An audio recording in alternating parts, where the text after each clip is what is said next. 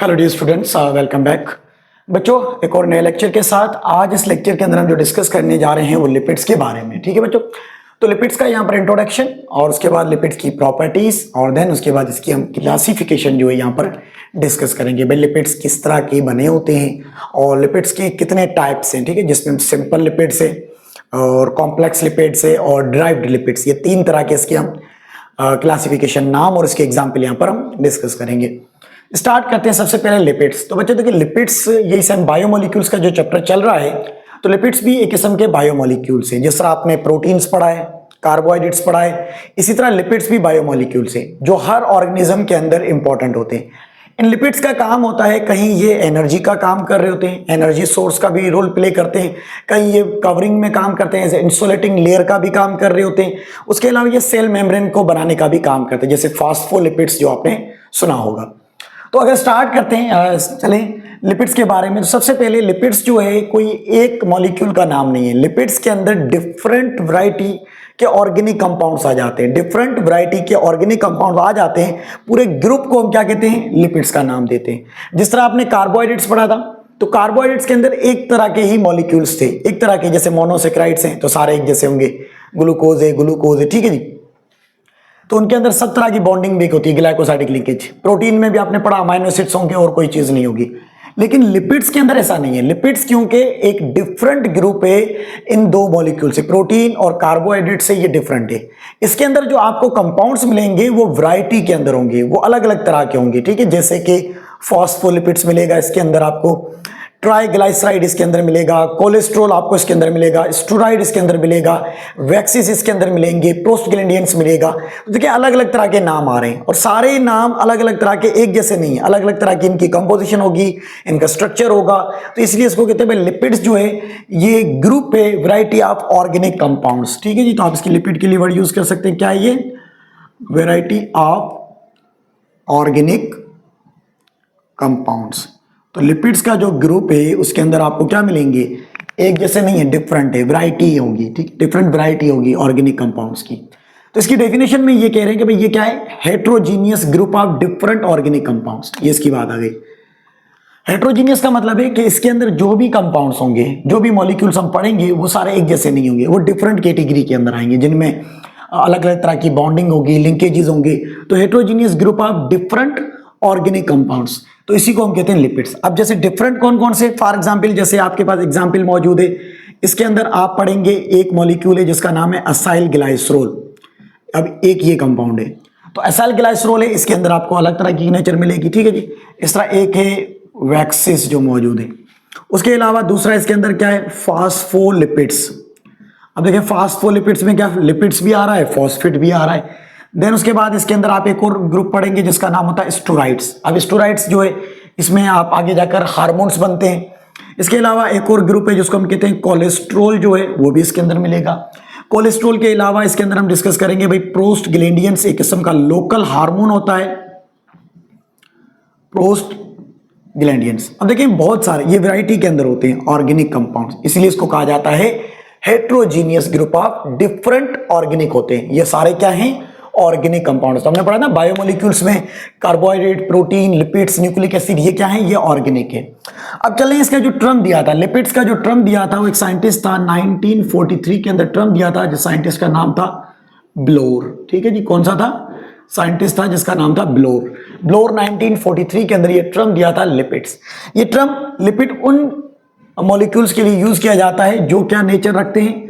जो फेट की नेचर रखते हैं। ठीक है जी, फेट हो सकते हैं, fat and fat like substances, ऐसी चीजें जो फेट हो सकती हैं वो भी लिपिड्स में रखी जाएंगी, या फेट लाइक जो भी होंगी।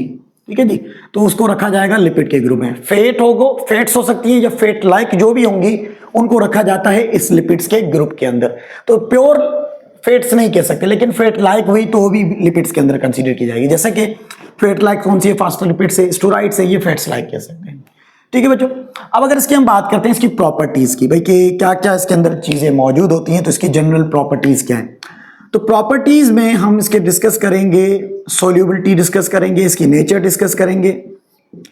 प्रॉपर्टीज में सबसे पहले अगर आपको पता होनी चाहिए कि भाई ये जो लिपिड्स बने होते हैं, लिपिड्स के अंदर तीन तरह के एलिमेंट्स यूज होते हैं, कार्बन, हाइड्रोजन, ऑक्सीजन। ये तीन मेन एलिमेंट लाजमी पड़े होंगे, जितनी भी आप लिपिड्स, हम जितनी भी लिपिड्स पढ़ेंगे उसमें तीन होंगे, कार्बन, हाइड्रोजन और ऑक्सीजन, ये लाजमी प्रेजेंट होंगे। दूसरी अगर हम बात करें इसकी नेचर, तो लिपिड्स जो होते हैं इसकी नेचर होती है कि ये हाइड्रोफोबिक होते हैं। क्या होते हैं ये? हाइड्रोफोबिक। हाइड्रोफोबिक का मतलब है कि जो वाटर के साथ रिएक्ट नहीं होते हैं, ठीक है।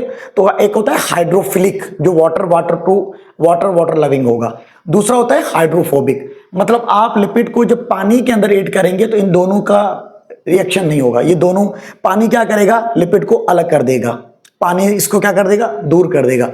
तो इसीलिए टर्म यूज करते हैं hydrophobic, means to fear. Hydro means water, phobic means to fear. तो मतलब ये पानी से दूर भागते हैं, जैसे पानी के अंदर ऐड करेंगे पानी इनको दूर कर देगा, ये पानी से दूर होकर अलग हो जाएंगे, ठीक है जी। तो इसकी नेचर क्या है? हाइड्रोफोबिक। दूसरा सोल्यूबिलिटी, तो जितने भी ये लिपिड्स के अंदर जो फेट और फेट लाइक सब्सटेंसेस होते हैं, ये आपको याद रखना है, ये इनसोल्यूबल होते हैं, ठीक है बच्चों। ये क्या होते हैं? Insoluble in water. तो वाटर के अंदर ये इनसोल्यूबल होते हैं, लेकिन ये जस्ट सोल्यूबल होंगे किसके अंदर? ऑर्गेनिक सॉल्वेंट के अंदर। सोल्यूबल होंगे किसके अंदर? Organic solvent. तो वाटर के अंदर इनसोल्यूबल है, लेकिन सोल्यूबल किसके अंदर है? Organic solvent. अब ऑर्गेनिक सॉल्वेंट जैसे कि आपने सुना होगा एसीटोन है, ये एक लिक्विड टाइप होगा एसीटोन, ठीक है जी। तो ये भी ऑर्गेनिक है। इसी तरह आपने अल्कोहल सुना है, ठीक है, जिसके अंदर भी अल्कोहल भी ऑर्गेनिक है, एसीटोन है, अल्कोहल है। तो ये कुछ एग्जाम्पल आपकी बुक में दिए हुए कि भाई इनके अंदर आप फेट को या लिपिड को आप डिसॉल्व कर सकते हैं, ये इनके अंदर सॉल्युबिलिटी है। दूसरा इसके अंदर याद रखिएगा भाई, ये एनर्जी का काम करते हैं। अब एनर्जी कैसे? तो लिपिड के अंदर जो एनर्जी होती है वो डबल अमाउंट ऑफ एनर्जी होती है बच्चों। कितनी होती है? Double amount of energy present होती है। अब देखिए एनर्जी के लिए दो मॉलिक्यूल यूज होते हैं। एक तो पहले आपने पढ़ा था भाई कार्बोहाइड्रेट से, ठीक है जी, CHO, ये किसको शो करता है? कार्बोहाइड्रेट्स को शो करता है बच्चों। तो कार्बोहाइड्रेट्स के अंदर आपने जो ग्लूकोज पढ़ा था, तो कार्बोहाइड्रेट्स जो है स्पेशली इसके अंदर है ग्लूकोज।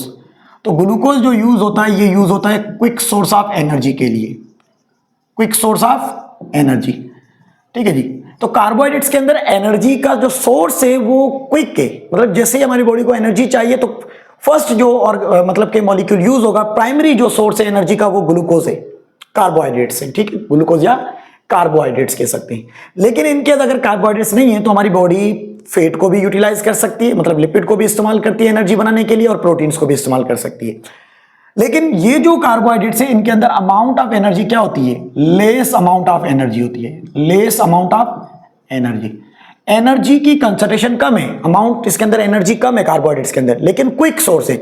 इसी तरह जो लिपिड्स हैं इसके अंदर एनर्जी जो है वो स्लो है, क्विक सोर्स नहीं है, लेकिन एनर्जी डबल होती है as compare to carbohydrates. Carbohydrates के मुकाबले में जब हम लिपिड को कंपेयर करते हैं तो ये डबल अमाउंट ऑफ एनर्जी को स्टोर करने की एबिलिटी रखते हैं।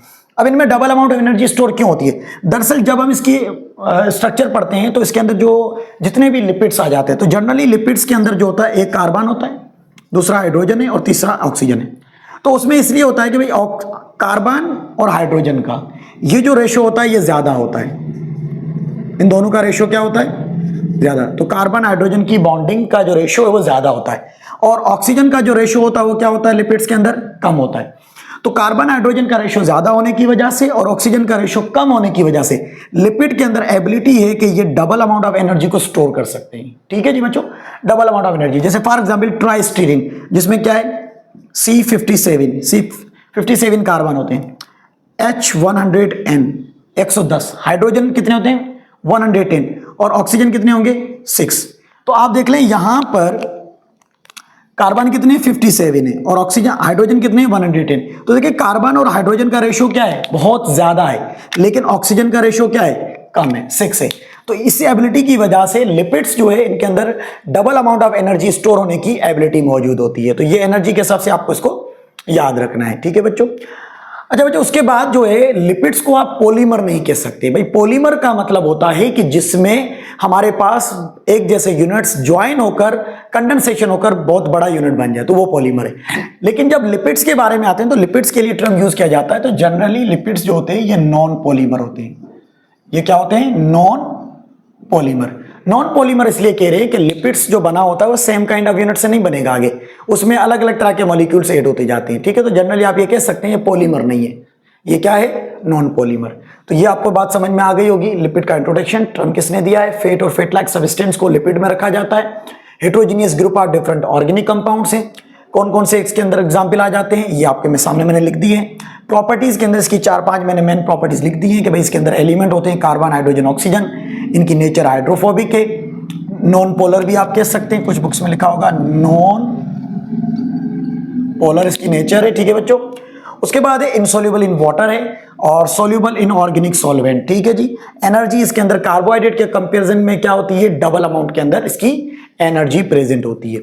अब जनरली जो लिपिड्स हम पढ़ेंगे, उन लिपिड्स के अंदर जनरली जो मेन ग्रुप पाए जाते हैं वो पाए जाते हैं फैटी एसिड्स, ठीक है जी। क्या पाए जाते हैं बच्चों, फैटी एसिड प्लस दूसरा इसके अंदर पाए जाते हैं अल्कोहल। फैटी एसिड और अल्कोहल, ये दो मेन ग्रुप पाए जाते हैं।